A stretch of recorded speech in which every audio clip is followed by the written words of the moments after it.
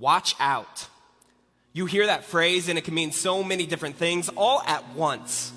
Watch out could be a command to check the time, or a location you position to oversee what's on the horizon line, or a warning of something you weren't prepared for in this moment but is meeting you right where you're at.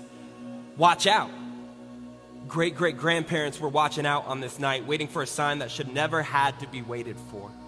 A sign my ancestors took for granted and gifted to the devil's empire for far too long.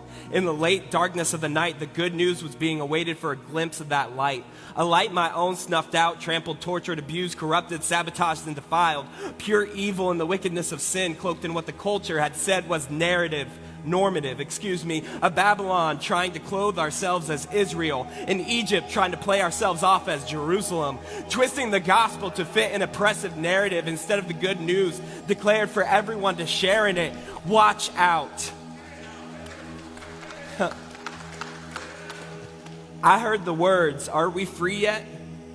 and feel, though in a different way, we're still asking this going into 2022 and what's next. Are we free from the injustices that still bleed down our ancestry lines? Or did we think generational curses stopped when a document got signed? Are we free yet from our depression, from our critical health conditions, from the lies spoken over ourselves and our families, from the sin we continue to hide and carry, from death that takes our loved ones too quickly? Are we free yet? God met his creation with good news of freedom, not only on that faithful watch night, but also on that faithful night when the angels declared to the shepherds that freedom incarnate had come. On that fateful morning when Jesus rose from the grave, defeating death and fulfilling the payment of our sin forever in eternal freedom. You see, whatever this life has to throw at us only ends in a comma. Whatever he has promised ends in a period. Sometimes the commas feel long, are painful, are hard to cope with. So what am I watching for tonight? Am I watching out for what's behind me? My past, my pain, my struggles, my scars, my losses? Or am I watching out for what's only ahead of me? My expectations, my goals, my dreams, my wants, my desires, and what I can boss with? Or am I watching out for the one who holds my past, my present, and my future in his hands? Watching for how he wants me to live. Watching for how he wants me to grow. Watching for how he is calling me to change. Watching for how he is calling me to move. Watching for how he is calling me to serve. Watching for how he is calling me to love. Watching for how he is calling me to surrender. Watching for how he is calling me into freedom. Watching for how he is calling me to be more like him.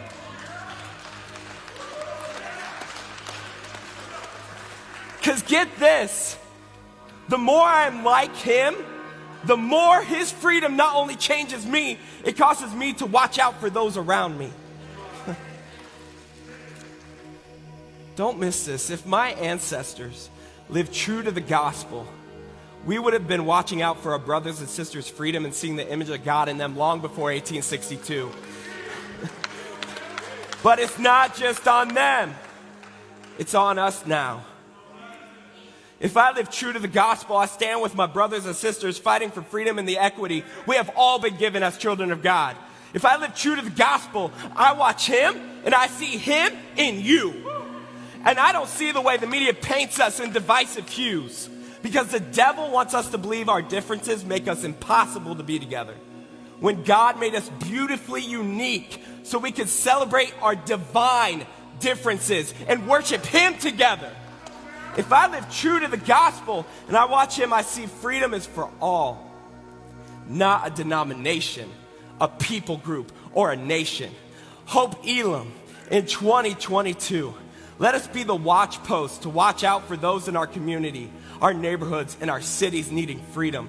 To watch out for the single parent who is trying to keep the world together on their own with kids and jobs and lost dreams trying to cope. To watch out for the alcoholic and addicted who feels like they failed one too many times to come find hope.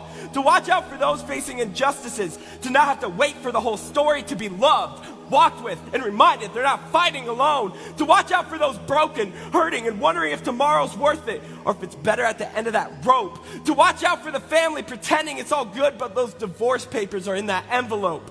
To watch out for the burnt out, Because they found out Jesus wasn't the Eurocentric white prop of religion that too many institutions have used to cast out.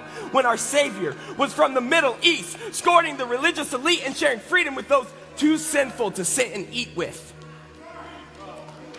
Are we ready to change the world one person, one house, one street, one block, one city at a time? That the city and state calls the church, because they see Jesus moving more powerfully than any law or legislation could define? Watch out, Hope+Elim. God is calling us to go out and bring good news of freedom in 2022 to a world who needs it. Watch out.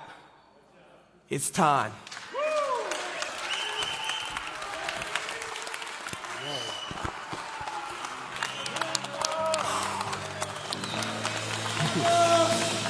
For Brother Ryan, my God.